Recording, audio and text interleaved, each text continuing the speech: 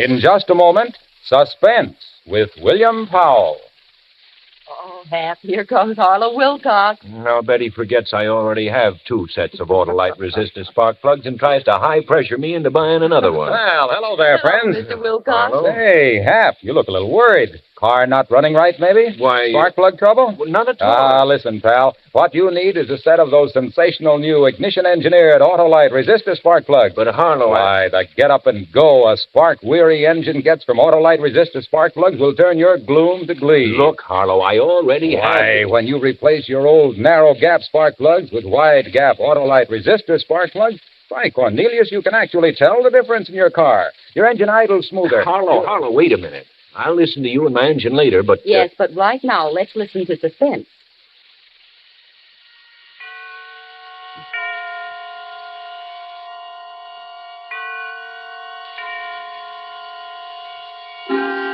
Suspense.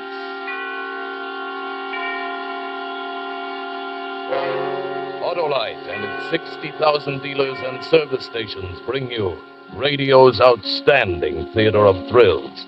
Starring tonight, William Powell in Anton Leader's production of Give Me Liberty. A tale well calculated to keep you in suspense. I embezzled $250,000. I want you to know that needed brains, planning, patience. I devoted 3 years of my life to the trick, and I got away with it. $250,000. Of course, they caught me very easily, but they couldn't find the money. So they handcuffed me, brought me back to stand trial. The judge was as big a fool as the others. 7 years is a long time, Mr. French. The insurance company will agree to a much lighter sentence if you will reveal where you've hidden that money.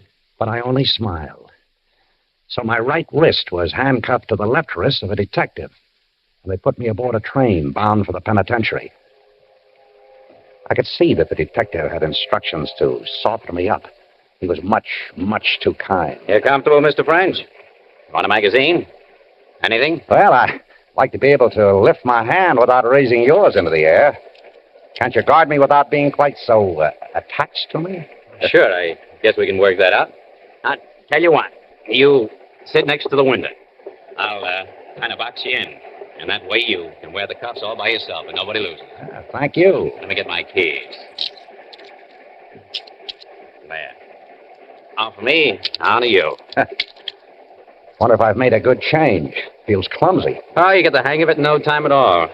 The biggest trouble is when you read a paper. 5 inches of chain don't give you much room to turn a page. Well, then I'd better leave the newspaper for a less constricting occasion. I'll have 7 years for reading. 7 years. And $250,000. Say, how smart does a guy have to be to get his hooks on so much lettuce? Would you like some of it? Now, you kidding? Well, let's make a deal. You drop the key to those things on the floor, and go have yourself a nice lunch. Sure. And when do I see Mr. French again? When I meet you to pay off. Uh-huh. I wouldn't be taking kind of a chance there, It was would a I? stupid conversation, and I was only making words. I looked out at the Now, fields and brooks and houses rushing past. I wouldn't see these things for 7 years, not counting time off for good behavior. But then I'd be free again. And I'd have my $250,000. Not a bad salary, huh? I'd use my brains for myself this time.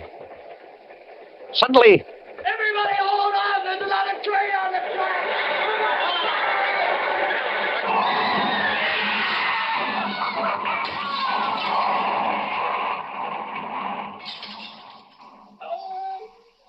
French. You all right? Gosh, I beat a car. Gotta get out of here. a car lay on its side, in flames. And those passengers who could move scrambled through the broken windows, paying no attention to a helpless man in handcuffs. French. Give me a hand. That was the detective. His legs pinned to the wreckage. Move, will you?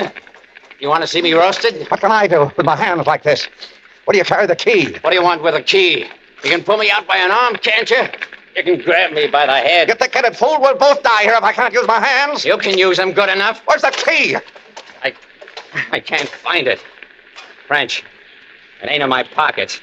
Look on the floor. You're a liar. French, my shoes are on fire. Please. The only weapon was a Help me. suitcase. Yeah. I kicked him in the face. Oh. I bashed the suitcase on his head. Oh. And he didn't have the key. I emptied his pockets down to the last crumb of tobacco. But the fire crept closer. He hadn't the key to the handcuffs. And I wanted it. Because this wouldn't be an escape. This would be a disappearance. Oh, what a chance. What a chance. I'd have my liberty. And I'd have my money. I threw away his pistol. I wouldn't need a gun. I used my head. I squeezed my college ring on his finger. I switched wallets. Is there anybody in that car? Pete, this way! Over here! There was a conductor out there. A crowd of passengers. I got to the opposite side of the car. No one. Not a soul. And there wasn't a splinter of glass left in the window. I slid down the side of the car, cleared the wheels, and struck the ground running. A few moments, a few hundred steps, and I was safe in the darkness. I was free. They'd think I was dead. And I had $250,000.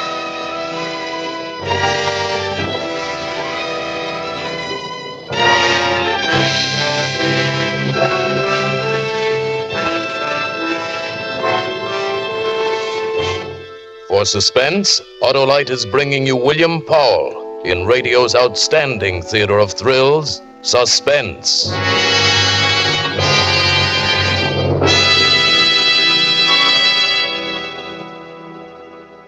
Hap, my friend, have you ever heard a conversation between two cars? Two cars?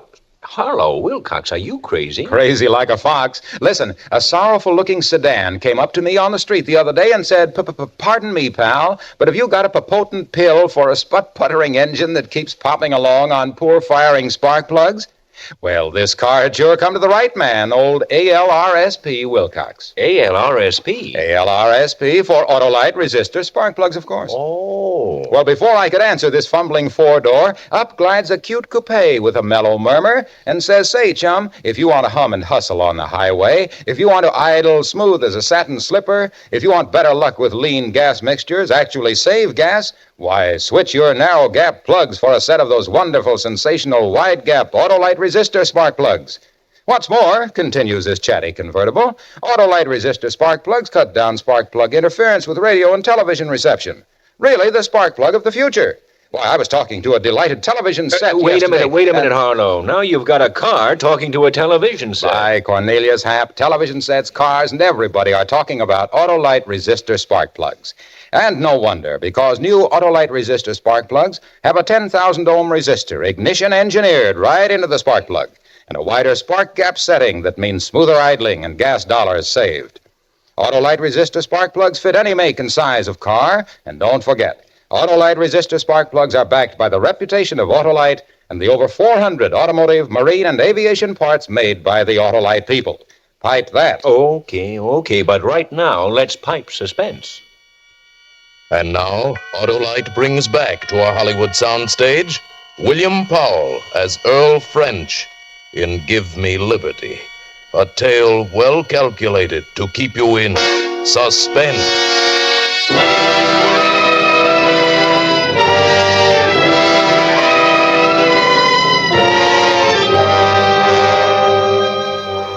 My first job after escaping was to break out of those manacles. I sat in a wheat field, holding my hands overhead so the blood would run from my hands and wrists and leave them slim. It didn't work. I tried that until my shoulders were in agony, and it didn't work. I couldn't snap the chain. I twisted it.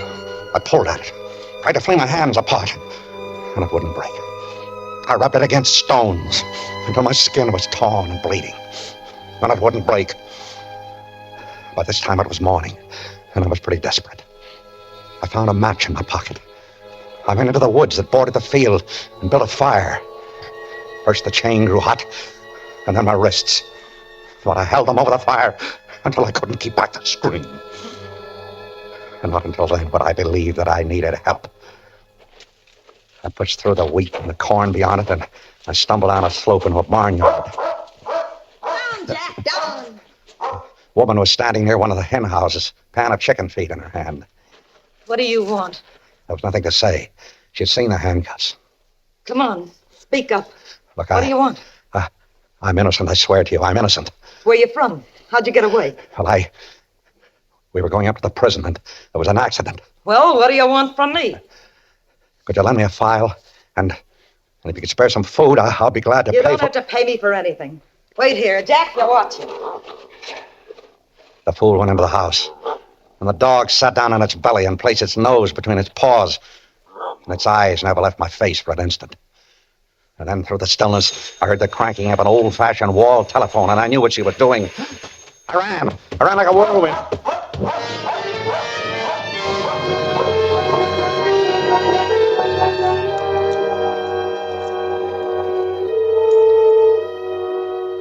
I couldn't get them off. I couldn't get the handcuffs off. I couldn't get anything to eat. I couldn't show myself. Do you know what it means to see food all about you and not be able to buy it? Don't tell me I could have eaten corn and fruit and roots. I can tell you the nature of every dog in that area, and the feel of every barbed wire fence, and the spang and roar of every rifle and shotgun. That was him, Harry. That was him down the brush there on the other side.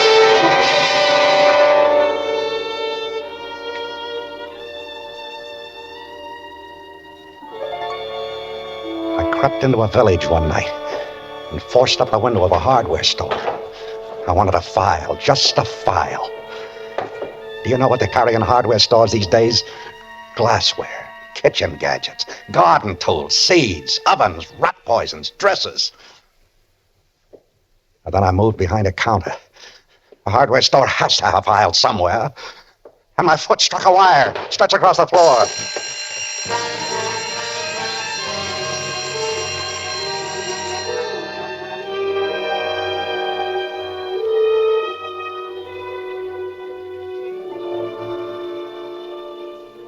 How tired have you been? Have you ever been so tired that your eyes felt like stones in your head?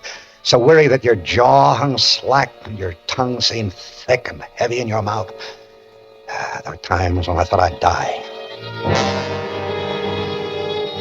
And on the evening of the fourth day of my liberty, I crawled quietly to the garbage cans back of a roadside diner and began to paw about for something I could eat. There was a step behind me. I whirled about. It was a boy. We looked at each other for a long moment. He was waiting for me to speak. I said, "Hello, Sonny. Hello. You live in this neighborhood?" Yeah. I don't. I'm traveling. With handcuffs on? Oh, these? Yeah, a friend put them on me for a joke. Say, that gives me an idea, Sonny. Would you do me a big favor? Depends upon how big. Well, big to me, anyway. Sonny, it's worth $10 to be able to have these handcuffs off before my friend shows up. Look, can you get me a file or chop them off with an axe or something like that so I can have a laugh on him? Nope. Look, I'll let you keep them. They're fun. Nope. Oh. Well, then, would you do something else for me? Depends. I'm a little embarrassed about going into the lunch wagon like this. Look, would you step in there and buy a few hamburgers for me? How much? Same $10. For a couple of hamburgers? Why not? Then maybe you'd change your mind about the file. Let's see the money. I got it right here in my pocket, ready to jump into your hand. Hey, there are lots of things that a boy can buy with $10. Ah, there we are. How do I know it's good? Don't you trust me? Drop it on the ground. Drop it. Why? You drop it and back away. Then I'll pick it up. Oh, say, that's very smart. How's that? Far enough? I guess. He picked it up and began to walk around the diner. But when he was out of reach, he broke into a run. There's a convict out back. Pop a gun with handcuffs on it. Pop it and get Pop it back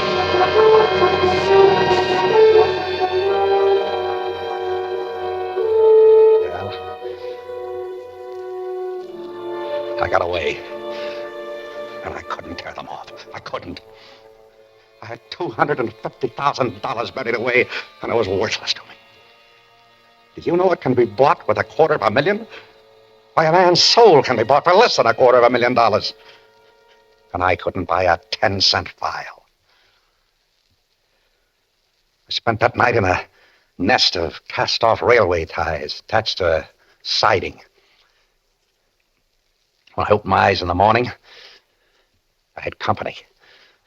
There was a hobo sitting on the top of my fortress-like bedroom. A very unusual-looking hobo in blue jeans and a navy coat. She was counting my money, smoothing each bill with loving care. She grinned when she saw I was awake. Good morning, chum. You sleep like an honest man. What's the matter, chum? Never speak till they bring your orange juice? Listen, I'm in trouble. I want you to help me. To get the bracelets off? Yeah. Oh, chum, wouldn't that be kind of silly? I might lose all this hard-earned dough. Look, there's more where that came from. A lot more. I'll make you rich. Yeah, I heard that one before. So long, chum. Listen to me. I got $250,000. Yeah, I get feelings like that, too. Come back, will you? It's true. Don't you read the papers? I'm Earl French. I never heard of you, and where would you get that much dough? Look, go into town and buy one of the newspapers of 6 days ago. That'll tell you. Tell me what? Don't people read anymore? Earl French, the embezzler. I stole $250,000. Uh-huh, and you're wearing those things so you won't pick your own pocket. Don't try to be clever. I died in the train wreck near Scottsville. Hey, you're so sure about that, chum. You croaked only a few days ago. No, you fool. They only think I did. Now, you get those newspapers. You come back here with a file and some food. No, don't order me around, chum. If you're a corpse, I won't take it from you. And if you're not a corpse, I'll poke you in the eye. Just play it easy, huh? Yeah, maybe I'll be back. Could happen. I waited for her all through that long, blistering day. Crouching within those four walls of railway ties. I lay there like a trapped animal. And yet I knew she'd be back. She couldn't resist it. Cheap little thing like that. I knew she'd be back. Chum, it seems you were a very important guy in your time. Ah, you saw the papers. Yeah, and I got good news for you. Mr. French, you're now burnt to a crisp. That's the way they found you in the train. Recognized me by the ring on my finger? Yeah. Well, you're dead, all right. You and $250,000. Well, we'll come to that later. You get to work with the file. No. You're giving orders again, and I told you I don't like it. Give me that file. It's right here in my jeans. And that's where it stays until you lead me to my share of that dough. Oh, you'll get it. You'll get it. Chum, listen to Mama. I can pick up 500 fish by turning in an escaped prisoner, or you can dig up that treasure chest and buy this file for half the plunder. It's 400 miles away. That's a fair distance. But I can't ride a train or a bus with these on my wrists. That's okay, chum. We'll walk. 400 miles? A cinch. I've done it before. We'll be seen. Not at night. How'll I eat? Where will he sleep? You'll sleep in the woods, and I'll bring the grub to you. Me, I'll sleep in town, where I'll be snug and safe. You don't take this file from me, chum. Not till I see my half of that dough.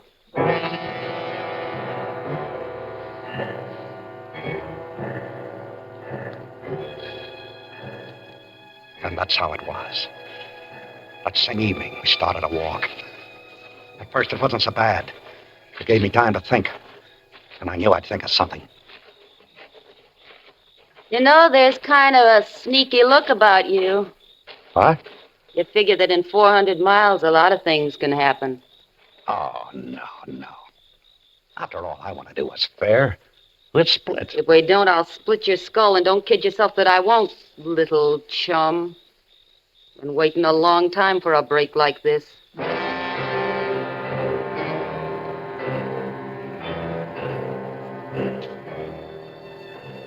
We walked, with the handcuffs digging so deep into my flesh that I began to believe they were a part of me. Yeah, she brought me food, but she wouldn't come close enough to hand it to me. And every time I reached for anything, it was torture. My hands and wrists were a mass of misery. And as though her pet animal were on a leash, my friend always walked 6 paces behind me. She was too smart. And I realized that I had to get away from her. And soon. In the morning I decided to do it, she found me a shack to hole up in. I could hardly wait for her to leave and go back into town. Yeah, this shack looks good. I'll meet you back here tonight. All right. See you tonight. That's the way I like you, chum. Nice and agreeable. Why not? Why shouldn't I be? See you tonight, as usual. Sure there isn't anything special you'd like me to bring you to eat? No, nothing special. Uh-huh. Say, chum, I think you better turn around. Why? Big... Hey!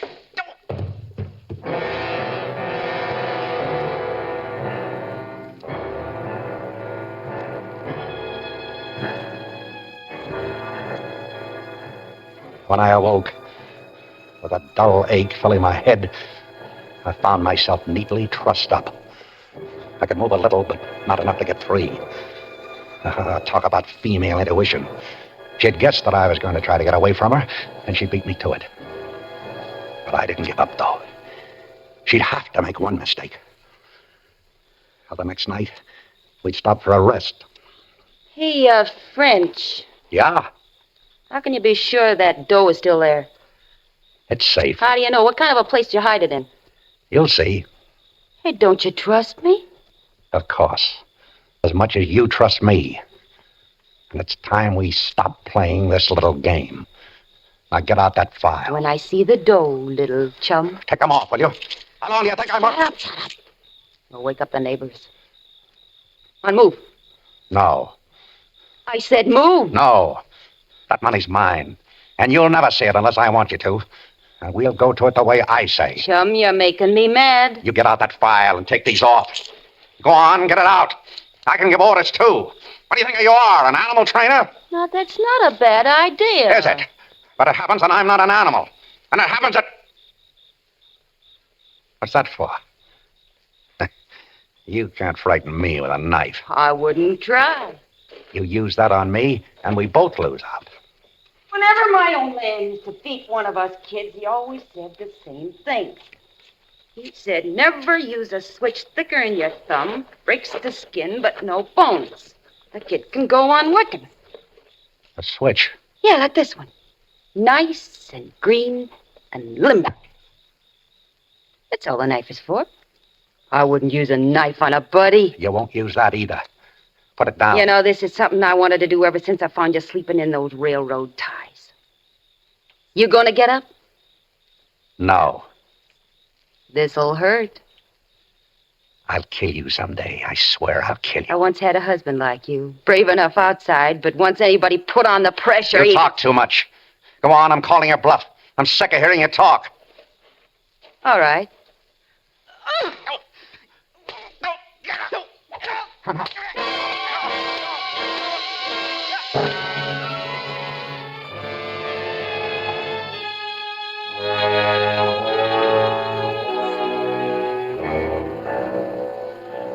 We walked. God, how I hated her. And she?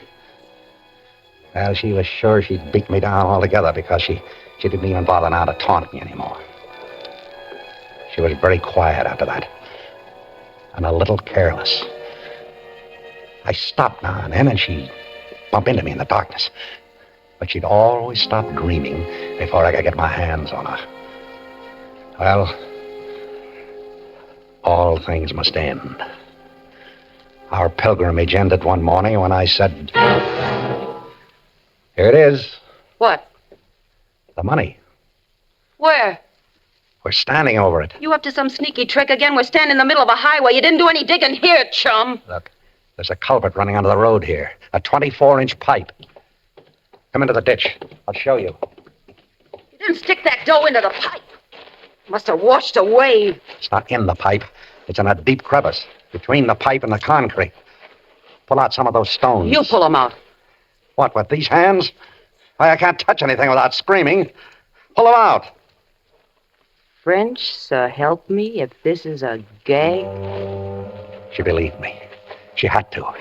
She saw the truth in my eyes. The money was there, my $250,000. She bent over to tug at the stones. She turned her back to me for the first time. And that was it. That was the mistake I was waiting for. I sprang forward and I crushed her handcuff. Down on her head. The back of her neck. Her head. Ah, the pain. The pain of my wrist. Ah, but I didn't care. I didn't care.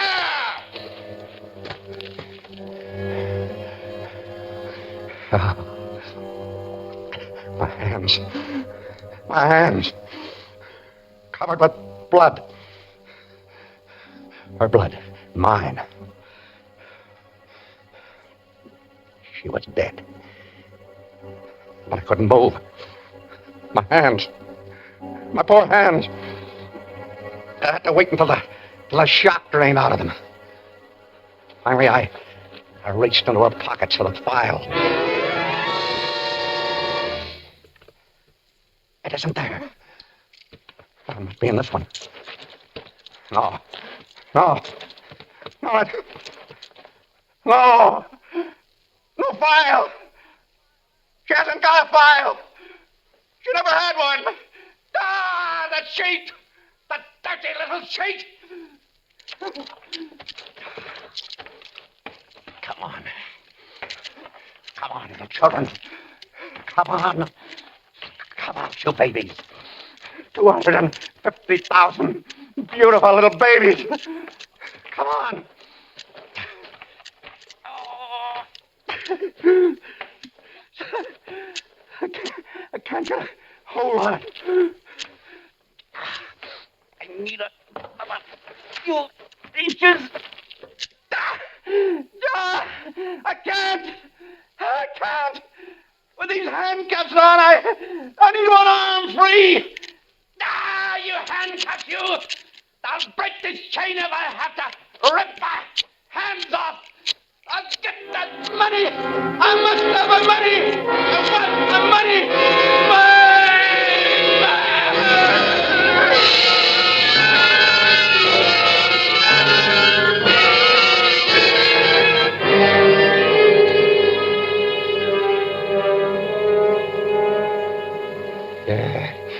My money.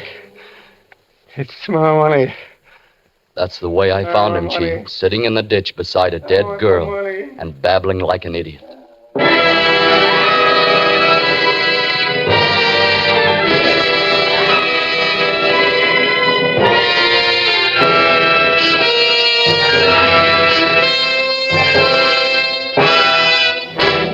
Thank you, William Paul, for a splendid performance. Mr. Paul returns in just a moment. Well, Hap, my friend, now that Harlow, I've been trying to tell you I already have 2 complete sets of Autolite resistor spark plugs. Congratulations. Everyone should have a complete set of Autolite resistor spark plugs. Those modern miracles of Autolite ignition engineers, those monuments to tireless Autolite research. So, friends, why not drive down to your nearest Autolite dealer tomorrow, early tomorrow, and get your car a set of Autolite resistor spark plugs. They're sensational. And not because I said so either, but because they really are. Autolite means spark plug. Ignition engineered resistor spark plug. Autolite means batteries. Stay full battery. Autolite means ignition system. The lifeline of your car.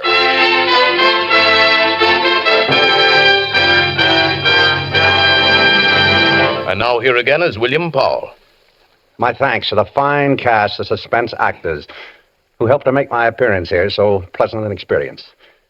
I'm a regular listener to radio's outstanding theater thrills, and I'll be tuned in next time to hear John Garfield in Death Sentence, another gripping study in Suspense.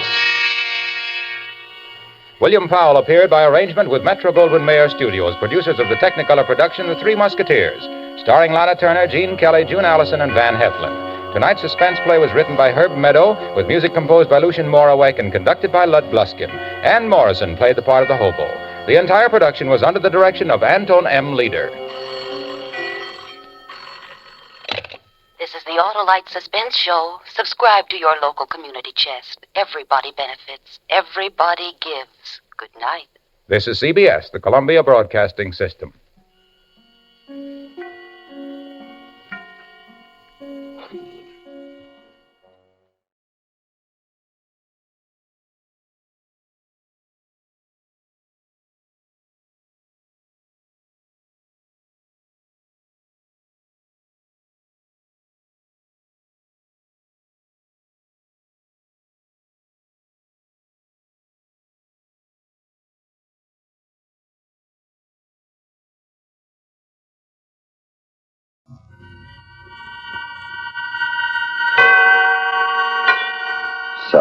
Suspense.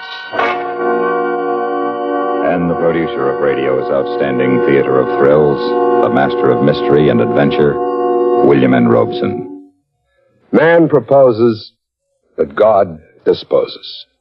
Always, always the question yet to be solved, the horizon yet to be reached, beyond which ever and ever there are further horizons and never the answer to the question. Was the wealth of the distant Indies lying beyond the curve of the earth the answer to the Spain of Ferdinand and Isabella? Was Sutter's gold lying beyond the high and forbidding western mountains the answer to the America of 100 years ago? Is the shiny electronic basketball, the soon-to-be-launched satellite, the answer to mid-century man who proposes without consulting him who disposes? We do not know, nor do we presume to guess. But we do make so bold as to give you pause for thought. Listen, then, listen, as Frank Lovejoy stars in The Outer Limit, a tale well calculated to keep you in suspense. 0 minus 25.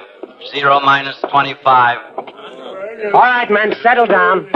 Now let's settle down. You too, Bill. That book you're reading, put it away. Anything you say, Colonel. No doubt you're wondering why we got you out of whatever warm beds you were in. Well, we've got a reason, a very good reason. This morning we take the wraps off the RX-3. Now, most of you have heard scuttlebutt that she's been modified. Well, she has. She's powered by 8 rockets now. That's what I said, 8 rockets. Designed to take man into areas of space that have never been explored before. And at a rate of speed to which no pilot has as yet been subjected. Now, Bill Westfall's going to take her up this morning as far and as fast as she can go. Joe? Yes, Colonel. You'll lead the 102s. You and your wingmen will be Bill's chase planes. We want observation at 40,000 feet. Yes, sir. Okay, here's how it plays. Pull the curtains on the map, Sergeant. Yes. Now, you see it circled here. Your rendezvous point we designated as Point X. 0 hour is 0900. Joe, you and your red tails will take off at 0 minus 15. Have you got that? Yes, sir. You'll make conventional climbs to 35,000 feet, rendezvous at Point X. Call into me at control at 40,000 feet. Right, Joe? That's it, Colonel. Well, not quite. Now, let's take a look at the weather. Feet. Yes, sir, Colonel. The weather is very pretty out, boys. All clear, ceiling unlimited. Winds aloft at 10,000, 80 miles per hour at 165 degrees. At 25,000... Hold it, Pete. Major Westfall. Yes, Colonel. This is primarily for you. Well, now, don't fret, Hank. I'm getting it. I just wanted to make sure, Bill. Go ahead, Pete. Ground temperature is 60, estimated at 45 below at 40,000 feet. We expect no change for 3 hours. That's it, sir. Hang up. Okay, Joe, you and your boys go unwrap your 102s and have a nice time. Oh, Bill, stick around. I want to talk. How you feeling, Bill? I feel real good. How are you feeling? What about Molly and the kids? Are you worried, Hank? Don't worry. Well, I just want to know just how they are, that's all. Well, an hour ago, Molly wiped her hands on her apron, kissed me goodbye, and the twins want to be firemen this morning. 0 minus 20. Now, what do you 0 minus 20. Okay. Look, Hank, I've flown it a dozen times before. I know, but never for this speed and never for this altitude and never with 8 rockets. The engineers are hinting you could break out of the stratosphere in this plane. Yeah, I heard. Now, get it out of your head. This is just routine. Look, Hank, I've studied the blueprints. I know them like a prayer. My brain is crammed with detailed specifications, estimated performances, and I know all the safety devices to keep me alive. You happy? All right, come on, let's go. Let's get out of here. I've got to say it, Bill. You know it better than I do, but I've got to say it anyhow. All right, you be a commanding officer, Hank. You go ahead and tell me. Keep your throttles uniform or you'll wind up against the mountains. Yeah. Retract landing gear as soon as you're airborne. Maneuver for maximum rate of climb and a heading of 87 degrees, which should bring you to 40,000 in less than 2 minutes using JATO, approximately 1 mile north of rendezvous point. From there on, you'll be on rockets. 0 minus 17. Well, go 0 ahead. minus You're 17. doing fine. Oh, Bill, come on outside. Let's go to the hangar. Bill. Yeah. You've got 10 minutes of rocket fuel.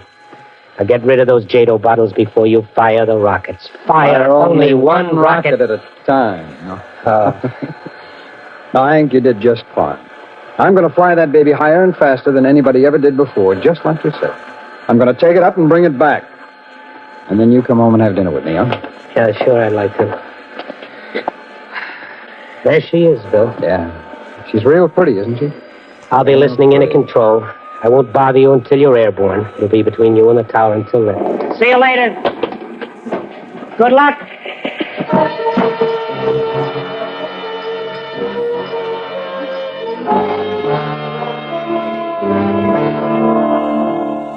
0 minus 3. 0 minus 3.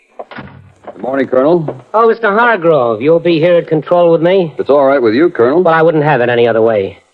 You checked the communications equipment, Sergeant? Yes, sir. And Major Westfall has been assigned a special radio frequency of 3970. Good. You'll take good care of it, Sergeant. We don't want it to poop out or anything like that, do we, Sergeant? Oh, yes, sir. Well, no, sir. Hargrove, I've got a thing on my mind. That boy in the plane you geniuses designed, he's my best boy. It's our best plane, Colonel. It better be. Well, now it's your turn. What have you got on your mind? Everything's in proper order, Colonel. The electronic brain, the recording equipment, the television cameras in the cockpit, everything. Every known scientific device, even some unknown. They've been... We're talking about a man. That's all I really want to get back out of this. What about the man? There may be one difficulty. Well, tell me about it. I'd like to know. The takeoff with all that load, the jets, the rockets, all at maximum fuel capacity. It's never been tested that way before. Go on, Mr. Hargrove. It's just that Major Westfall has only 10,000 feet to get his ship airborne. If he accelerates from 0 to 300 knots in 10,000 feet, he should be airborne in less than 7 seconds. 7 seconds. That makes it 0 plus G. Yes, Colonel. Beyond 0 plus G, beyond that we don't know. We just don't know. Oh, thank you. Thank you for everything, Mr. Hargrove. Sergeant, flip your switch on Major Westfall. I hear he's got a swell program. Flip them all, Sergeant. Yes. From RX-3, any change in weather?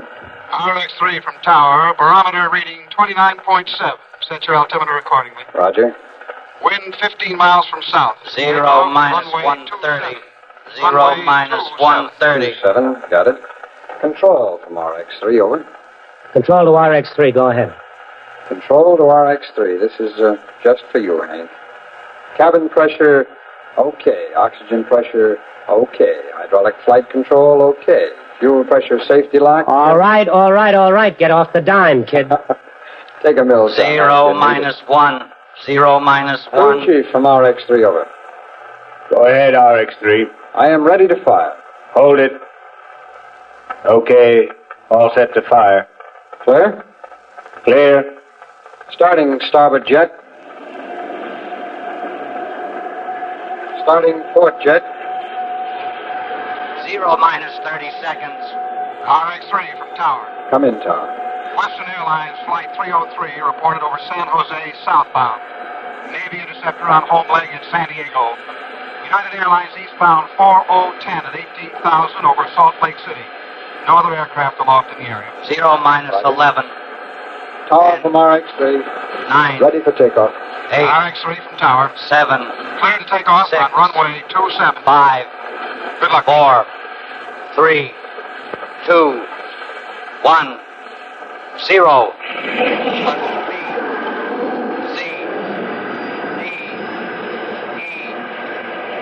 Bill, lift it. Made it. Bill made it, Mr. Hargrove. Hey.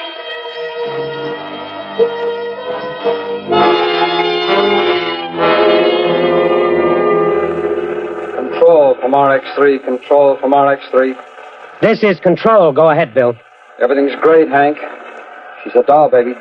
You were kidding with that takeoff, weren't you? It took that long to get it off. That makes it a takeoff, Hank. How fast are you climbing? Airspeed 690, approaching Mach 1. She's buffeting some. Bad? I'm still flying her. Hank! Hank!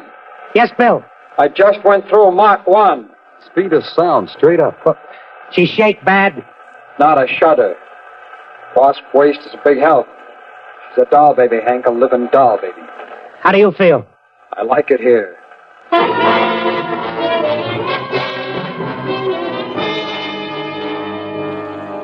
Control from Red Tail 1. Control from Red Tail 1. Go ahead, Redtail. RX-3 over rendezvous point at 50,000. He's ready to turn, Colonel. On schedule, Joe? On schedule.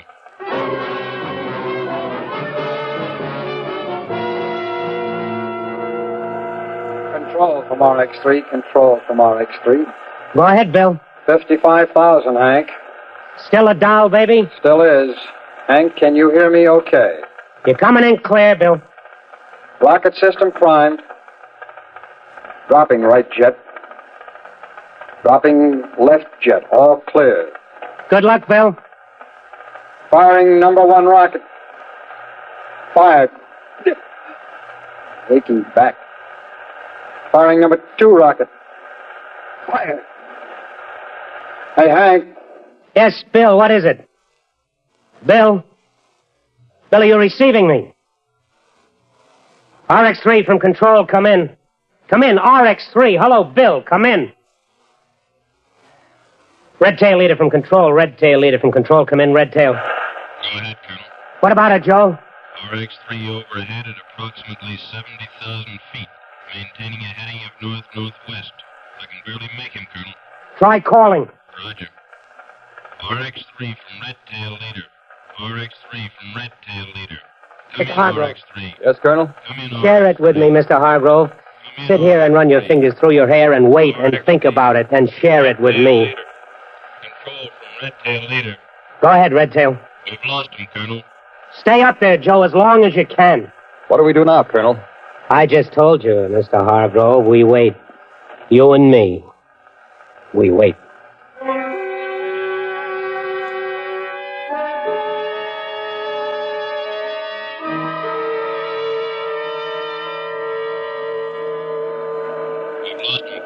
You haven't lost me, Joe. I can hear you.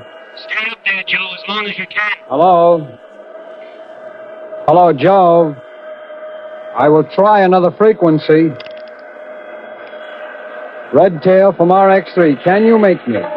Redtail from RX-3. Can you make me?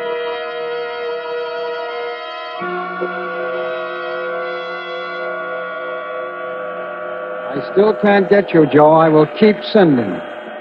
Firing number 7 rocket. Fired. Firing number 8 rocket. Fired. Oh, brother! This is RX-3 broadcasting to whom it may concern, to all you people. This is Bill Westfall approaching 210,000 feet at 4 times the speed of sound. 210,000 feet, that's 40 miles straight up in the air to all you people. And that's where I am. You never saw anything like it. No clouds, and a color no one ever named before. Otherwise, there's nothing. There's no sound except my instruments, nothing. Nothing at all. Wait a minute.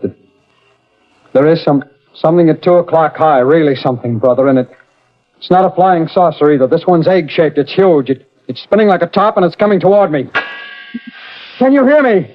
Can you hear me? Listen. Listen, something has just happened. Something, a missile, something, a shot. Maybe through my canopy. The pressure is going down. Something is happening to me. That egg-shaped thing, I'm being pulled toward it. I have lost control of the ship. I have no control. I am going to decompression. I'm on the edge. Consciousness and black things.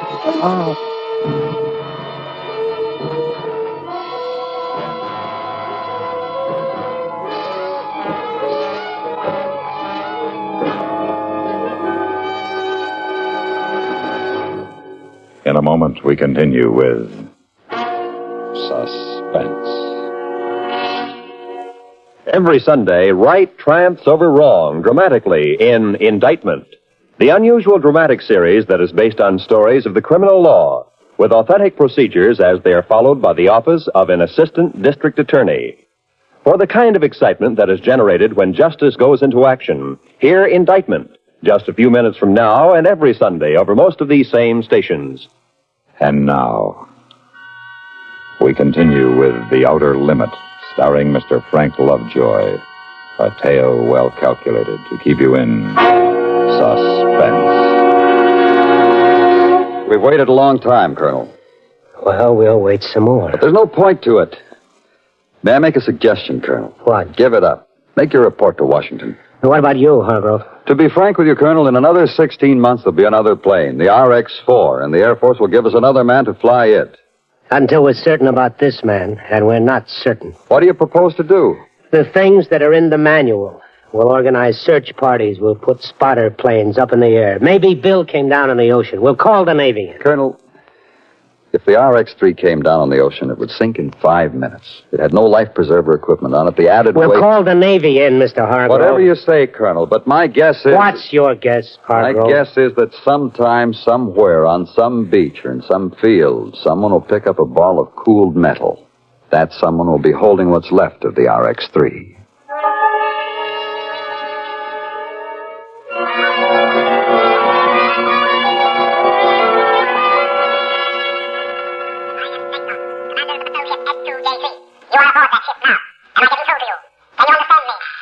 Proceed, Zeglon. There is no manifestation that we are in communication with him. Try again on a different frequency. Yes, sir. I am Zeglon. You are aboard the Space Patrol ship S2J3. Am I in communication with you? Can you hear us? Can you hear me? Can you understand now what I am saying to you? Yes. Yes, I hear you. I understand. Proceed, Zeglon. We have established communication with him, Commander, on frequency X29. Good. Proceed as ordered. Yes, Commander. Earthman, your brain is in turmoil, is it not? It has great difficulty in accepting what you see. Yeah, that's right. Accept it. What you see here exists. This exists? It exists, Earthling.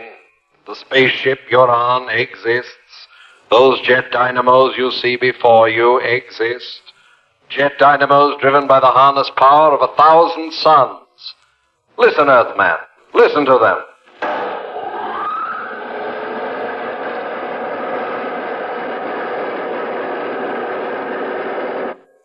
Do you know what happened as you listened, Earthman? We have flung ourselves 10,000 miles into space. What do you say to that, Earthman? I don't know what to say. It is beyond the conception of your Earth brain. Then conceive this. Try to move, Earthman. You're not bound in any way. Try to move. Don't strain. It's impossible for you to move. There is a screen of force aimed at you. Now you may move about, Earthling. Proceed, Zeglon. Yes, Commander. Earthman, I perceive that your intellect now accepts the fact. You are aboard Space Patrol ship S2J3. I am Captain Zeglon of the Galactic Guard. Galactic Guard? The guardian of the galaxy. The guardian of the universes. The instrument the Brotherhood of Worlds has set up in defense against such a world as yours. What puzzles you, Earthman? I can't see you. I can feel that you're here, but I can't see you. There is no necessity for you to see us. It is sufficient that we communicate with each other. But talking to you is like... Well, it's not like talking. It's as if it is all happening inside my brain. It is. That is how I'm reaching you. Not through your ears, but inside your brain. Do you remember what happened to you before you blacked out? I think so. That there was a sharp sound like a bullet hitting the canopy. It was not a bullet. It was a ray. It was necessary to stop your flight. We have so much to tell you. Well, first, tell me about my ship. Is it lost? No. It is being repaired. It will be returned to you. And you will return to Earth because you are the Earth's only hope of survival. Hope of survival? What do you mean? I will show you. What you see before you is a panorama of your own universe, far greater in scope than any Earthman has ever seen before. Observe. Observe where the line is pointing. Star 5, Galaxy C, Sector K. Is that the Earth? That dot, that speck you see revolving in the vastness, is your sun. A star whose surface is 12,000 times that of your Earth. Your Earth is not even visible here. How did you know we even existed? That was our problem. We first became aware of your planet when we found atomic dust containing strontium-90 in the upper atmosphere. We traced it to your Earth. It was that important to you? Quite. We determined that you were setting off thermonuclear explosions. That's why the Galactic Council has quarantined you. Quarantine? I don't understand. How? How are we quarantined? We have sealed off your planet from the rest of space. We have surrounded it with a force screen. When that screen has accumulated enough particles of atomic dust, your Earth will explode. Listen to me, Earthman. Listen. We have had our own wars, wars that almost destroyed our civilization. Now we have outlawed war throughout space, and we have outlawed your world. If there is another thermonuclear explosion, you will destroy yourselves. Take this back to your planet. Warn them, Earthman. Release him, Zeglon. Yes, Commander. Earthman, you will open that door. There is your ship. Get into it, Earthling.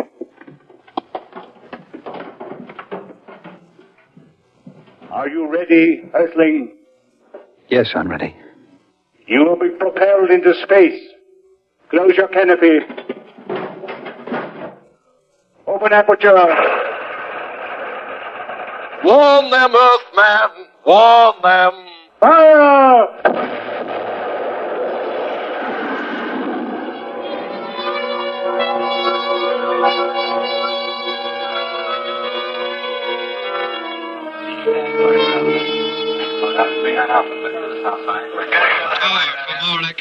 Tower from RX3. Come in, Tower. Come in, Tower. Tower, the funny man. Are you loaded, kid? How did you get in on this frequency? Listen, this is RX3. RX3 coming in for landing. Give me landing instructions. Tower, the funny man. Impossible that you're RX3. Now get away from the area. The area cleared for interceptor practice approaches. Tower, this is Major Westfall in RX3. Now come on, give me landing instructions. I am fresh out of rocket juice. Yeah, okay, Major. In just a minute. Tower to all aircraft in the base area. Tower to all aircraft in the base area. We have an emergency. All aircraft hold present altitude and proceed on a course of 180 degrees until advised. Radio silence will be maintained until the emergency is over. Okay, RX-3, go ahead. I approximate my position 20 miles north of field at 10,000. Estimate 6 minutes to land. RX-3 from Tower. You are cleared to land. Runway 9. Wind east-southeast 15. Roger. Coming down.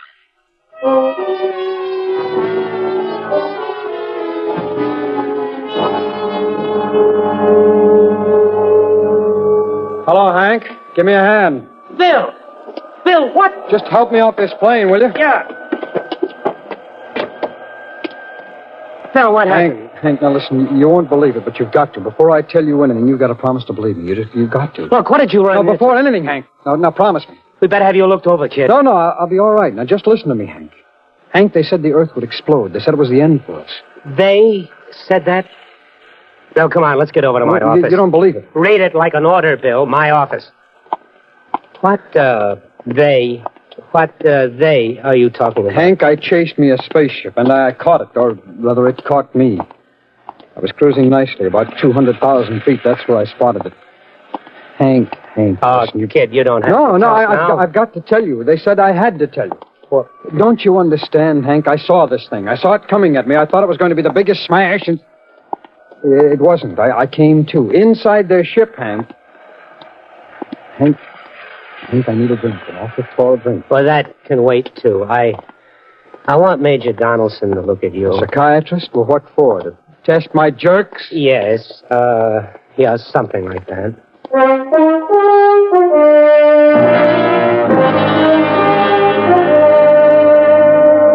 Well, that's the story, Major Donaldson. Hank, you believe it, don't you? Just keep flying down there, Bill. Major, what do you think? Oh, I'm not sure. Now, Bill, these men from Mars... I didn't say they were men from Mars. Now, did you hear me say that they were men from Mars? No, you didn't. All I'm trying to tell you is this. Whoever those people were, they know all about us, everything, about our wars, about our big bombs. They've got us They have got us quarantined. Quarantined? Yes, quarantined. They've sealed us off from the rest of space. We have wars. We're sick, and we're going to die. They've seen to it that we will die. Well, go ahead, Bill. Well, there's nothing more to go ahead with. Another H-bomb, and that's all. One more bomb, and we're going to have the juiciest galactic 4th of July of all time. Explode. Like that.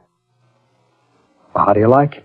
All right, Bill, roll up your sleeve. Now, just forget it, Major. All I need is a couple of drinks. Sorry, Bill, not right now. Let the Major give you a hypo. Hank, I've got a drink coming. A lot of drinks.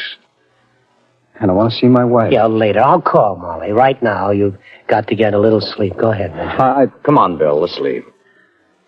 All right. All right, if it's in order, go ahead.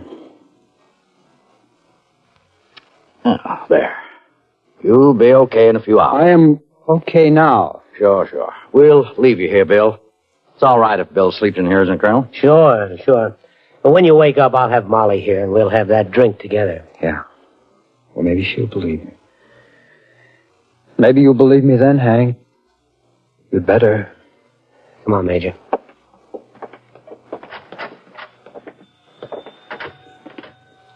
He'll be okay by himself, Major. Well, he's been under a strain, but he'll sleep for quite a spell. I see. Well, we better get some sleep, too. Right. And don't worry, Colonel. He's a strong boy. Best nerves I've seen in a long time. I'd say things will be all right. Delusions like Bill's latched onto, well, delusions like this. Major. Yes, Colonel. Major, when you make your charts out for Bill and diagnose him and treat him and do all the things that you have to, when you do that, Major, consider this. Yeah? How did he keep that plane in the air for 10 hours? For 10 hours, Major, when he had fuel to last him only 10 minutes.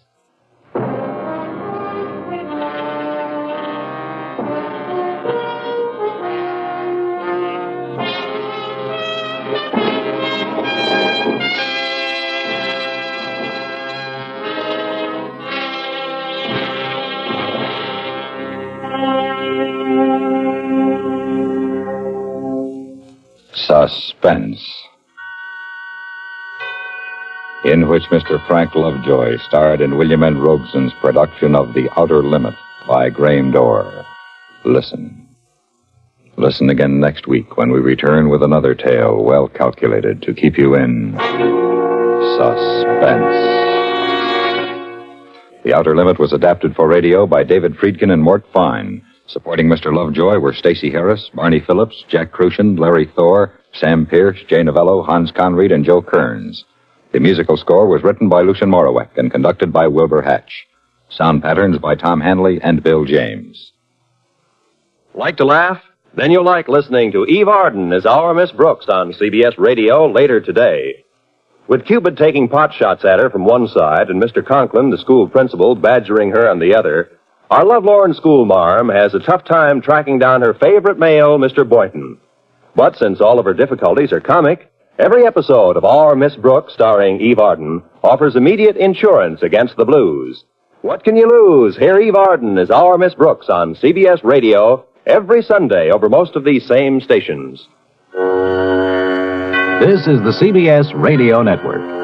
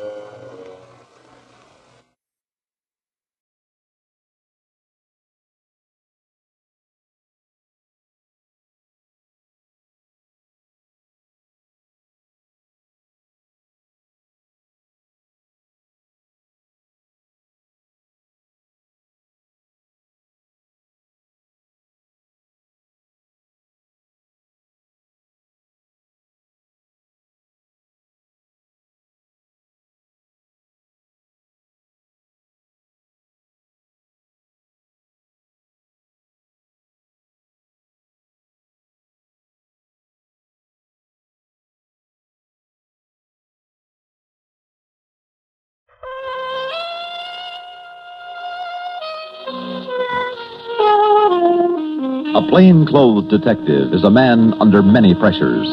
His life is lived in contact with crime. Most crimes involve money, sometimes a great deal of money. And it can happen that a detective solves a crime involving money, but somehow the money stays missing. Then he's on the spot. Ugly whispers start behind his back, and only he knows whether he is innocent or...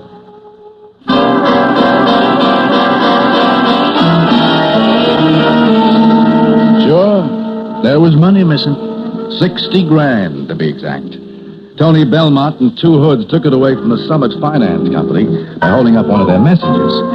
But I thought I recognized the description the messenger gave of the leader, and I brought in Tony. But I didn't bring in the money. 60 grand's a lot of dough, so there was bound to be talk. Well, talk's cheap. And I wasn't surprised when I walked into the precinct house and got a sour look from Sergeant Bronson on the desk. Hello, Bronson. What's booked? Hello, Dresser. Don't be so enthusiastic. It's bad for your heart. I said, what's booked? A couple of break-ins, kid stuff, no money in them. What's that supposed to mean? I wouldn't know, Dresser. I want to see Sloppy Peters. Where is he? You could look downstairs on the pistol range. Thanks, I think. I went down the splendid old stairs to the pistol range in the basement. Sloppy Peters was my sidekick. He usually dressed like a scarecrow after a bad winter. If he ate soup, Sloppy spilled it on himself. If he got his hand dirty, he mopped his hand over his face, got that dirty, too. Half the time, his socks didn't match. But he knew his job. Down on the range, Sloppy was popping away with his police special. Hiya, Sloppy. Hiya. Hey, Sloppy, I said hello. I heard you. Hey, what's eating you?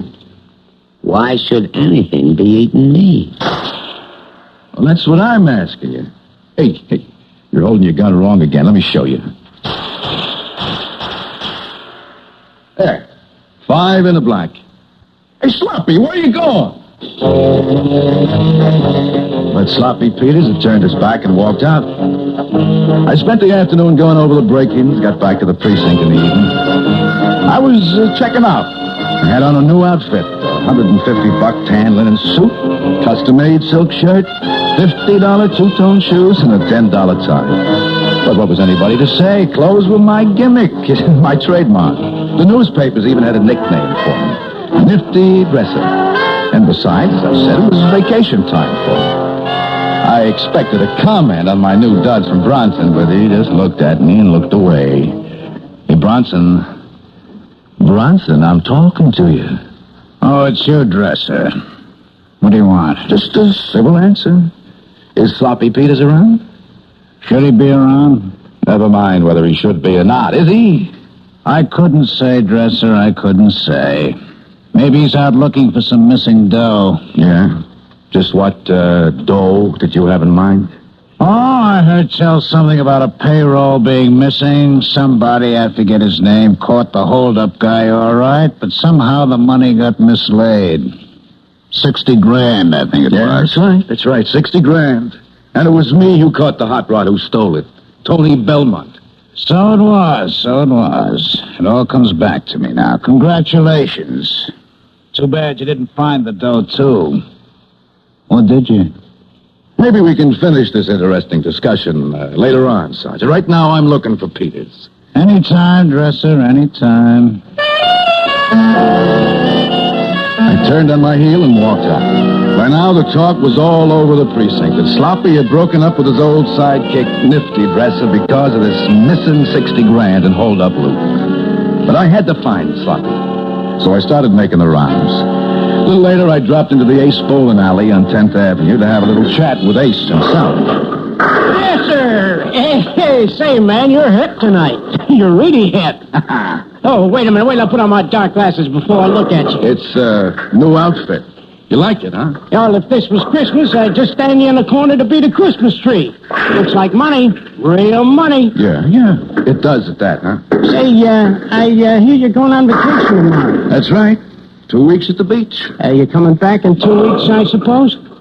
Well, certainly I'm coming back. Why shouldn't I be? Oh, no reason. Unless maybe you came into money and decided to live it up. My rich uncle left me out of his will. He always hated cops.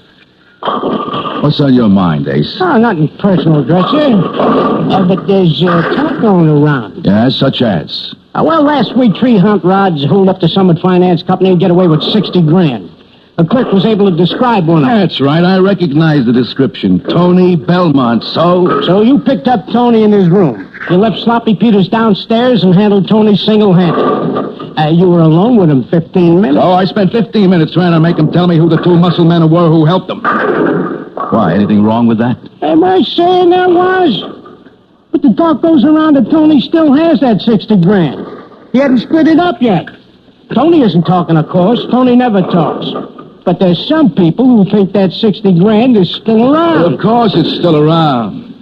Everybody, including my sidekick, Sloppy Peters, thinks I got my mitts on that 60 grand and then latched onto it, right? That's the talk, Dresser. That's the talk. Well, let him talk, Ace. Talk is one thing. Proving it is another. I left the Ace bowling alley and went on making the rounds. A bar here, a dance hall there. All places where I might pick up a whisper of interest to a cop. At each place, I asked for Sloppy Peters, but nobody had seen him. Apparently, Sloppy had crawled into a hole and disappeared. It wasn't like him. I wanted to find Sloppy, and I wanted to find 2 unknown muscle men who'd been in with Tony Belmont on that holdup. Even if by any chance I was planning on taking a vacation, from which I wouldn't bother to come back, I didn't want to leave those 2 hoods on the loose. I wanted them behind bars for a long time. Then in a pool parlor one night, I got my first look from Nick the Picker, a combo pickpocket and pool shark. Oh, Dustin. Hello, Nick. Watch me put the 7-ball in the side pocket. Hey, nice shot. The rumble is you're looking for your sidekick. You seen him? Right ball in the end pocket. What? Answering words of 1 syllable? No. And what's your interest? 9 ball in the side pocket. Yeah. I never messed. Neither do I. Now, what do you know about Sloppy Peters? Oh, that was a guy. What did he say? 10 ball in the end pocket. What did he say? Luigi's Bar and Grill half an hour ago. Thanks. How much? I started down the dark side street for Luigi's Bar and Grill. Trail was getting hot now, too hot. Because the red neon sign that said Luigi's was 50 yards ahead of me when footsteps scuffed in a doorway just as I passed. Something jabbed into my back and a voice said, Okay, close horse. Stand quiet with your hands up. Or I'll give you a chance to see how you like the new 2-piece backbone.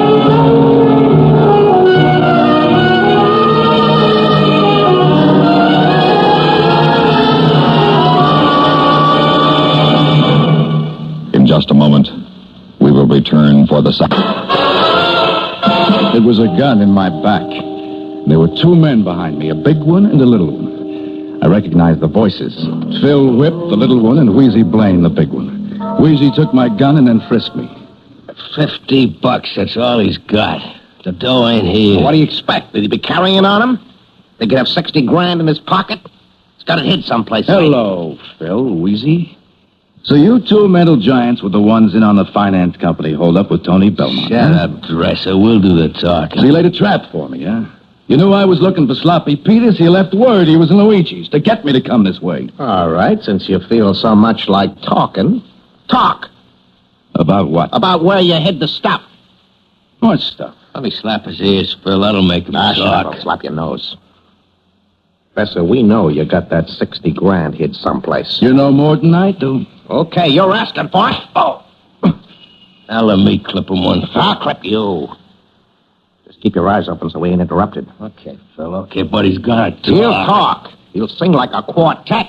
Now listen, Dresser. I'm listening, but so far I don't hear much. We know you got the dough. Tony Belmont slipped word on the grapevine. You took it. You can fool the police commissioner, but you're not putting anything over on us.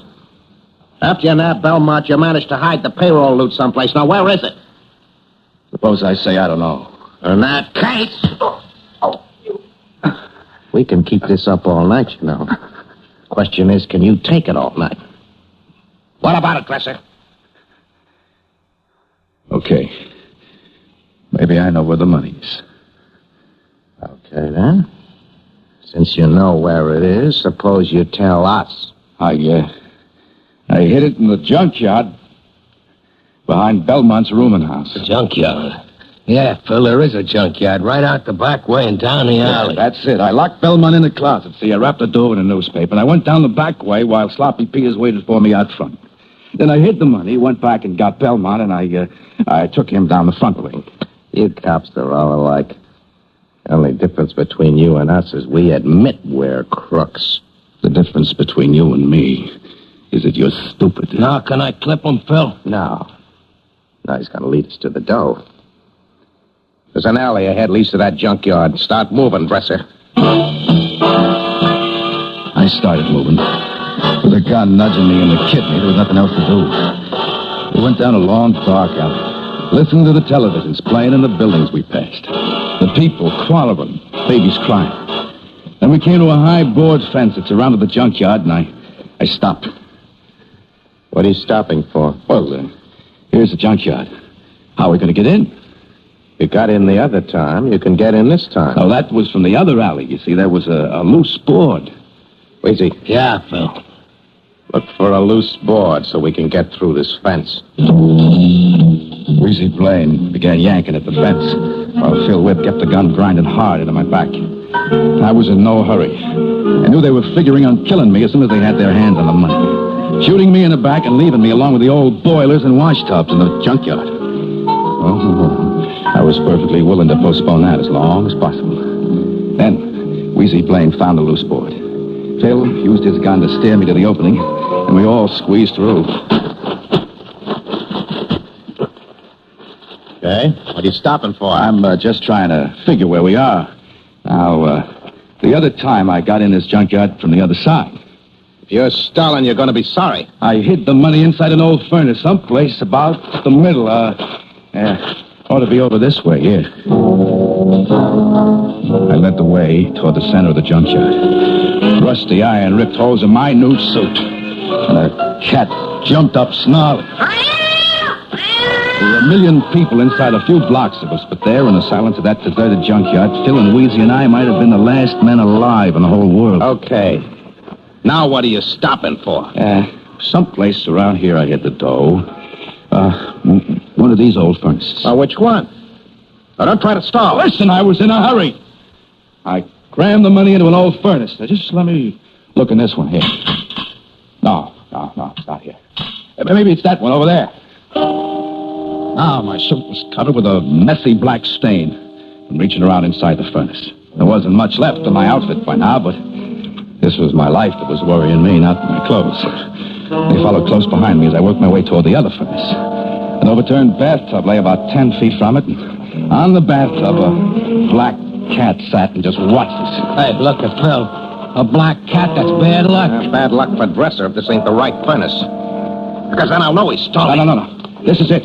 I'm positive of it. Yeah, the package is right inside the firebox. There it is. It's right here.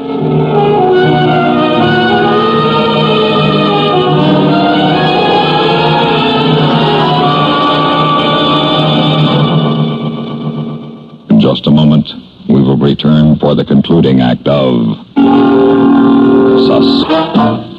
I reached inside the antique furnace, and there was the package. But it didn't hold any money. It held a revolver.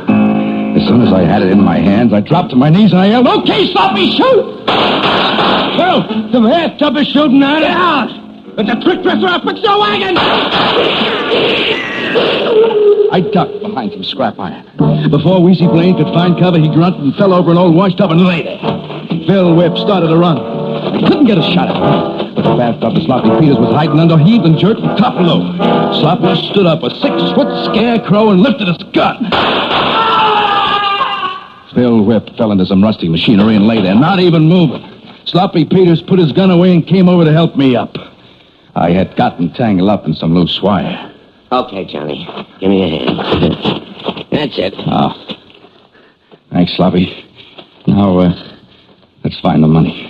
It's here, is it? Well, sure it is. I told you it was. In the same boiler where I had the gun hid. I'll get it right out. Yeah, here it is. In the pillowcase, I dumped it in after I cuffed Tony Belmont. Yeah. Stay just as safe as in a vault. Let's have a look at it. Sure. Pretty, isn't it? Yeah, very pretty. Now, let me have it. But you have it. All of it. And don't argue, Johnny. Your gun? What the devil? The money, Johnny. You want all of it? All of it. Start walking, Johnny, toward the street. And don't hurry. We have a little trip to take. When Sloppy Peter's gun nudging me, I did what he said. Oh, I was tired of having gun from my lips. But his grim look told me he wasn't fooling. We hailed a cab, and it took us to headquarters, and then we walked up to see the commissioner's office. Sloppy put the pillowcase of money on the commissioner's desk and told him the story. Do I understand, Detective Peters, that you are charging Detective Dresser with trying to appropriate this $60,000 for himself? Yes, sir. I hate to do it. Believe me, Johnny, I'd rather cut off my arm. There's nothing else I can do. He had a smart scheme to get Wheezy Blaine and Phil Whip out of hiding, but I could tell he was planning to keep the money. I pretended to go along with him, sir, in order to locate the money. Excuse me, Detective Peters. Well, Dresser, I guess you're a better actor than you realize. Your looks that way, sir. Actor, Commissioner? I don't understand. Your partner came to me 3 days ago, Detective Peters, and told me where the money was and what he was planning. I gave him my okay, even to leaving the money hidden. Because there are a lot of ears in this city, and if the money was actually turned in, someone might have talked. Yeah, you mean, Johnny, you were just acting like a crooked cop? Weren't you? When you took that money from me, after all, 60 grand, huh? Is 60 grand. Yeah. That's the way I thought you figured. Peters, I'm glad you did what you did. Convincing proof of your own integrity. And Dresser? Yes, sir? I want to congratulate you. It was a well-worked-out plan. Except for one bad mistake. Mistake, Commissioner? Well, look at your partner. I believe they call him Sloppy Peters. And no wonder. Dirt all over him. Face, hands, hair. Your mistake, Dresser, was this. You had him in a bathtub. Why didn't you put in some soap and water, too?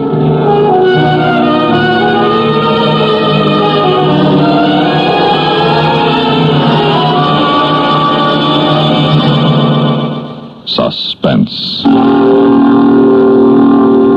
You've been listening to 60 Grand Missing, written for Suspense by Robert Arthur. Heard in tonight's story were Bernard Grant as Dresser. Others in the cast included Ralph Bell, Leon Janney, Sam Raskin, Joseph Julian, Mason Adams, Michael Caine, and Nat Owen. Listen again next week when we return with Daisy Chain, written by Robert Forrest. Another tale well calculated to keep you in suspense. The Kingston Trio next, followed by latest CBS News and Have Gun Will Travel. And now, a tale well calculated to keep you in suspense. Listen now to Breakthrough, starring Adelaide Klein and Philip Sterling, and written especially for Suspense by William N. Robeson.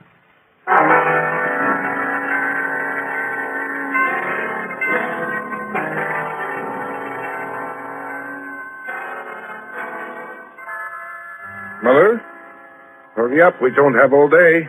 Oh, Billy, I don't know if I should leave. Mother, you have to. Oh, it is not easy. Of course it isn't. Oh, how would you know, Billy? You are young. You have your whole life ahead of you. But my life has been lived here in this flat. Your father brought me here as a bride. And there in that bedroom I had my children. And here I brought them up to be men. Dead men. Your brothers died for their country. What country? For which fatherland did they spill their blood? Oh, don't try to confuse me with politics, my son. Your brothers died, yes, but they died honorably. It is as it may be. Honorably. And now you are all I have left, my son. You and the memories which live with me in these rooms. You no longer have me, Mother. Unless you come with me now. Oh, really? You must please. make your decision. I've already made mine. Martha is over there waiting for me. And the baby. They're safe. They come first, don't they, really? Of course they do. They should. Go to them. That's where you belong, with them. Now, Mother. You go on. Be with them. I will stay here with the memories of men who cared for the old days. Now, Mother, listen to me. Just be quiet and listen. I came back for you, didn't I? I came back last night to get you, didn't I? Yes, you did. And you begged me to let you spend one last night here with your memories, and I did, didn't I? Yes, Willie. All right. Now understand me, Mother. I'm leaving now. I cannot risk another minute. The way things are, they may close the border any time. I cannot take any more chances. Mother, I want you to come with me. Martha wants you to. Your little granddaughter, she wants you. She needs you. We all do. Oh. Now, will you come? All right, Willie. Good. I just have to get a few... No, Mother, nothing. You take nothing. You come the way you are. But really, they are... Aren't you even going to lock the door? What difference does it make? The neighborhood, it has changed so you cannot trust your neighbors anymore. What do you care? You will never see them again. Ah, good morning, Frau Schmidt. Oh, Herr Weiss, good morning. Don't start to talk. Keep going. Well, where are we off to so early this bright Sunday morning? Why, church. We're going to church. That's nice. A pious and beautiful son off to early church with his mother. Still working on the other side of the city, really? You know it's forbidden. Yes, I know. I wondered if you did. If you'll pardon us, Herr Weiss. Get in, Mother. Yes, indeed. Mustn't keep the pastor waiting, must we? Or vice versa, nicht? What does he mean by that? Who knows? Oh, he is a godless man. He's one of them. Don't look back, Mother. Remember what happened to Lot's wife. Oh, really? I will tell you when you can look back. When, really? When we get through the Brandenburg Gate. Then you can look back. And you can thumb your nose at them if you want to. And you are sure I will not turn into a pillar of salt? I guarantee it.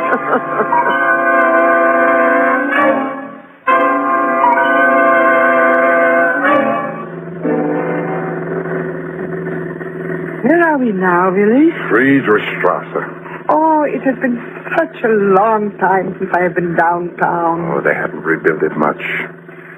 I don't think they ever will. Wait until you see the other side. Oh, just wait. It's a whole new city. A shiny new city. The Unter den Linden. It was Weidewan for, so it seemed when I was a girl. Here's the Brandenburg Gate up ahead. It probably looks the same, huh? Not quite. There was no barbed wire or soldiers. Barbed wire? And the barricade. We're too late. Oh, a soldier. He's pointing his gun, Willie. He's motioning you to stop. What is this? The gate is closed. Closed? As you can see. Why? Orders. But I've got to get through. My wife and baby are over there. I cannot help you. Look, I took them over 2 days ago. Then I came back from my mother here. That's just the trouble. People like you, hundreds of you, thousands, going over to the west and not coming back. Well, not any longer. Nobody goes, nobody comes. The wife and kids stay there. You stay here. Would you care to bet on that? This gun says you stay. You would shoot a countryman? If he doesn't obey orders. What kind of a German are you?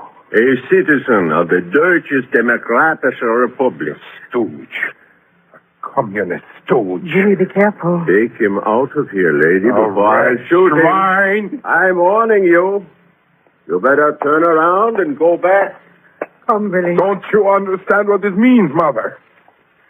They're closing the sector. They're splitting the city in two. We are trapped here. Oh, I'll never get back to Martha and the baby. If only you had come with me last night. I'm sorry, Billy. And you are right. Just because I am a silly, sentimental old fool. Well, let me try. Herr Polizei. What are you going to do? I am going to talk to this policeman. Peter? We must get across to West Berlin. You will please let us by. I'm afraid that's impossible.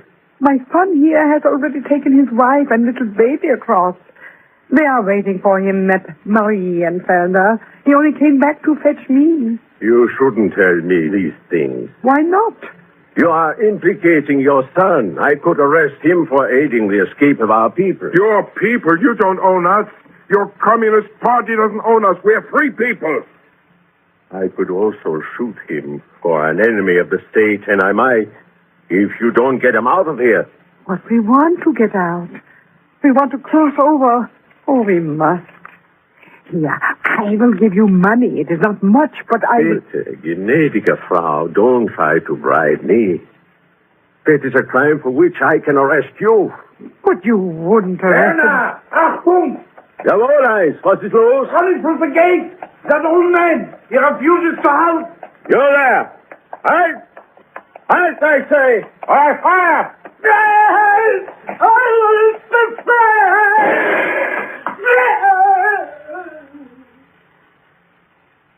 Oh, Oh, you shot him. Freedom, he shouted. Everything for freedom. And you shot him. I have my orders. Yeah, so I see. Come, Billy. Let us do as this man says. Turn the car around and let us go home. Mother. Hurry, before he changes his mind.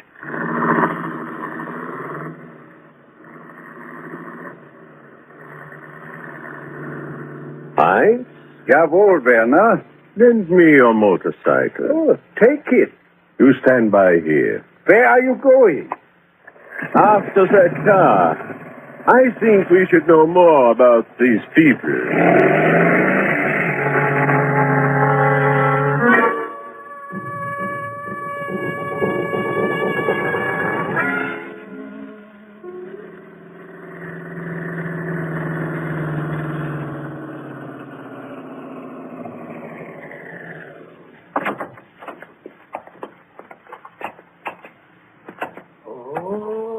Back so soon? Herr Weiss. Pastor didn't have much to say this morning. No. No, it was a short service.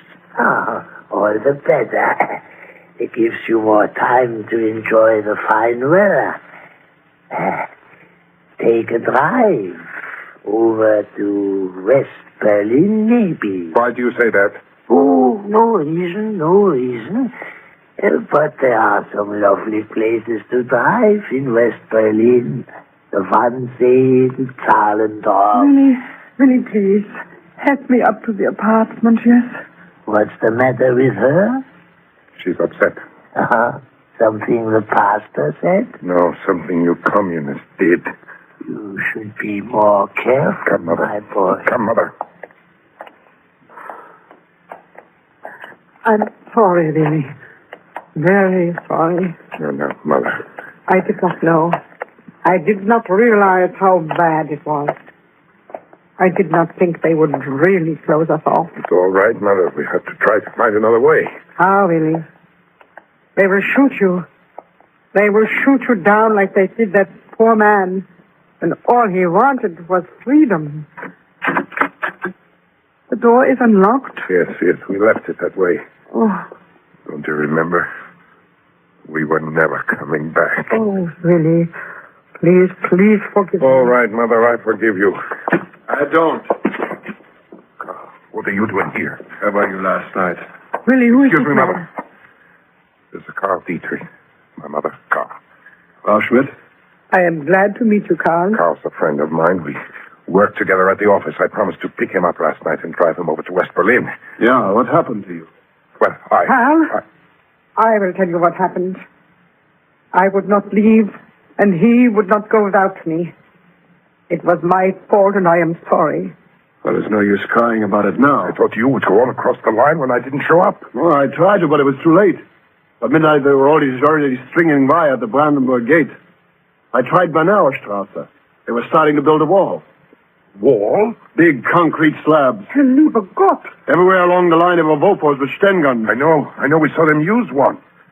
How about the Tetloff Canal? At 3 o'clock this morning, they were as thick as frogs along the canal. Oh, they mean business this time, Willie. They warned us.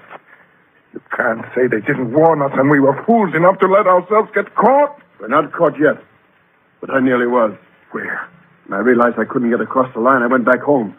And guess what? Post? What else? That's right, waiting for me outside the building. I got away as fast as I could, and I came here. The only place I could go. The door was open. It's all right. Did anyone see you come in? There was a fat man sitting on the stoop next door. Oh, he would be. Really? Yes, Mother. Come through the window. What is it, Mother? Look down there. That Polizei. He just rode off on a motorcycle.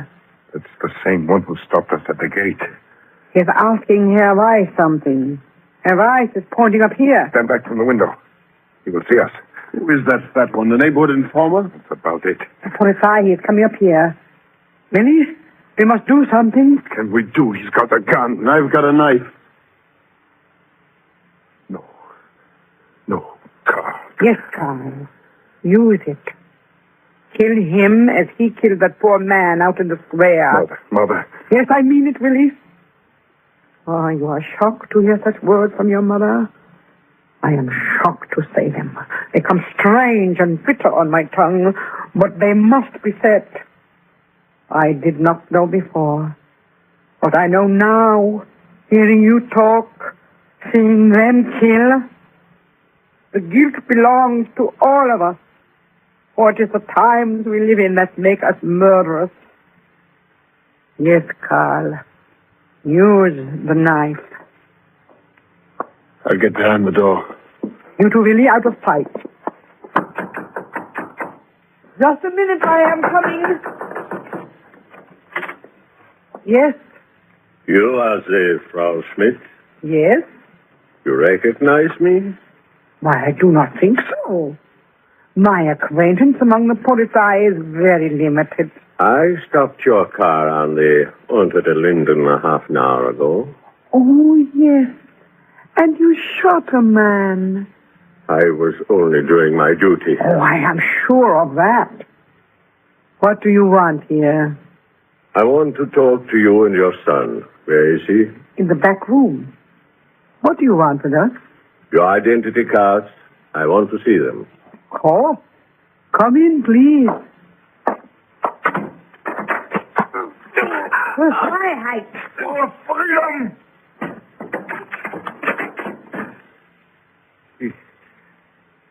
He's dead. He is dead. What? Mother? No, Willie. We were right to kill him. Usually we Germans are wrong. We listen to the wrong people. And like dumb animals, we do what they tell us to do. When we kill the wrong people for the wrong reasons. But this time, we were right. Mother, I don't know you. You're like a stranger to me. Am I really? Am I my son? Yeah, I suppose I am. Oh, I have been asleep for such a very long time. A long time. But once I was awake. There was a time when I stood up against the world and said what I thought. I guess maybe that is why your gentle father fell in love with me. But I soon learned that in Germany you could not have an opinion and also have your freedom. So for the sake of my husband and my children, I gave up having opinions. I did not know that I was giving up freedom, too. They have an opinion for you. They feed them to you like pretty little sleeping pills. The pure Ulbricht, what difference does it make? They keep you half asleep with their manufactured opinions. But this morning I woke up when I saw that man die for freedom. Does it shock you, my son? No. Mother, but... Really, give me a hand here. What are you doing? Trying to relieve this corpse of his uniform. You have a plan. Fear someone should. Yes, I have a plan. What is it? A Volkspolizei came up to this flat. A Volkspolizei will leave it if he can get into this uniform. And he will have under arrest Frau Schmidt and her son. Gut, ganz gut. You will get into the car and drive off escorted by the same Volkspolizei and apparently under his gun. But why go to the trouble of this masquerade? Why don't the three of us just go down the stairs and drive off? Forget your neighbors, the informer. Yes, you're right. A uniformed escort just might be able to get you across the line to West Berlin. Where? I think we'll try the Friedrichstrasse checkpoint this time. There. Remarkably good fit, don't you think? Like it was made for you. Frau Schmidt? I am ready, Karl. Remember, you are my prisoner. Just do as I tell you. And pray your neighbor doesn't recognize me. This time, Willie, lock it. Why, Mother? We do not want our guest to be found too soon. That is right.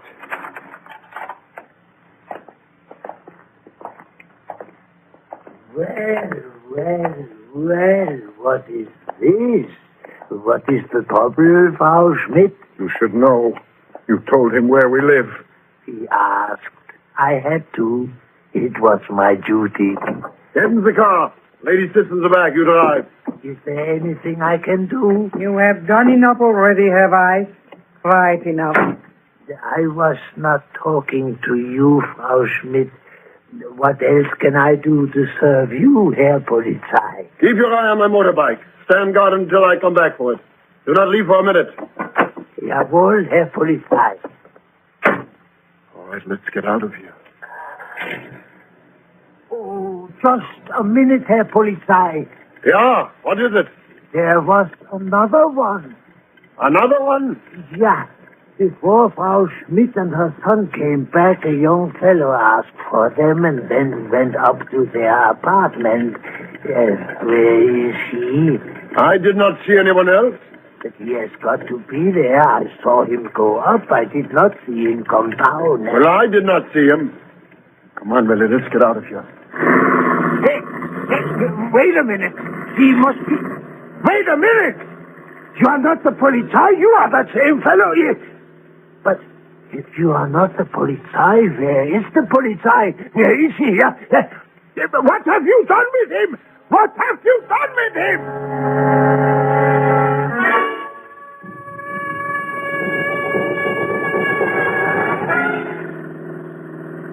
Friedrichstrasse checkpoint coming up. Herrgott, look at the wall they have built already. But there is still an opening. A sort of gateway with barbed wire stuffed into it. What do we do now, Carl? Keep going until they stop us. Then I don't know. I'll play it by ear. Try to bluff us through. Are you with me? Yes, I... To the end. Don't say it that way, Mother.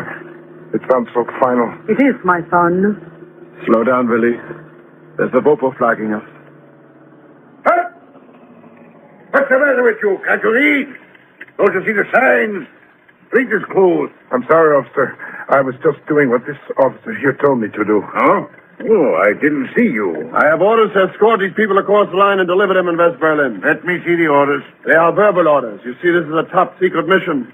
These are very important people. Who issued these orders? The Oberleutnant. What Kaserne are you? Johannisthal. Then you should recognize your comrades. These are the men of Johannisthal on duty here. Why, so they are. And there's the Oberleutnant. You won't mind if he repeats these verbal orders to me, will you? Hello, the lieutenant. Come into here, business. All right, Billy, let's get out of here. Don't you think they'll crash the gate? That's right, Billy. Don't go back. Go ahead. Crash the gate. But there's wire there. Oh, it breaks wood. There's nobody back down there. They're shooting at us. Go, Father. Going, Billy. Get it straight on.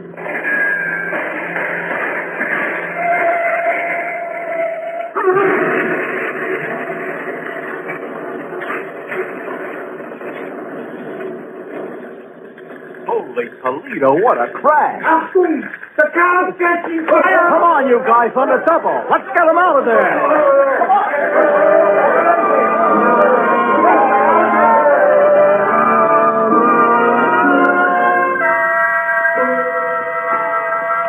Take it easy, man. We're gonna be all right. Mother. My mother. She didn't make it. And the Carl? You mean the other guy? He didn't make it either. But you made it. You're a free man now. You're a free man. A free man.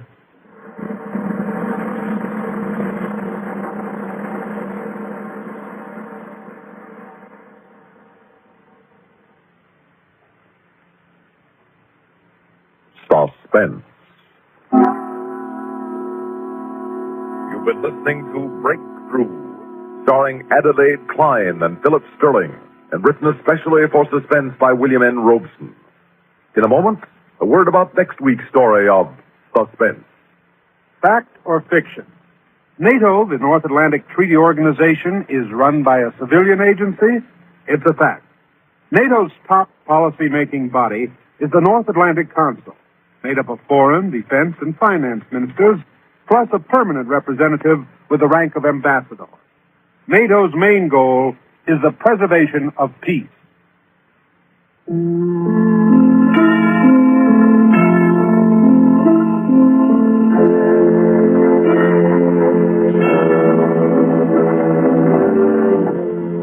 Suspense is produced and directed by Bruno Zerato Jr.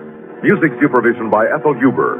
Featured in tonight's story were Bob Dryden as Vice, Danny Acco as First Vocal, Alan Manston as Carl, Louis Van Ruten as Third Vocal, Guy Rett as Second Vocal, Doug Parkhurst as the GI, and Sam Raskin as the escapee. Listen again next week when we return with Feathers, written by Jonathan Bundy, another tale well calculated to keep you in suspense.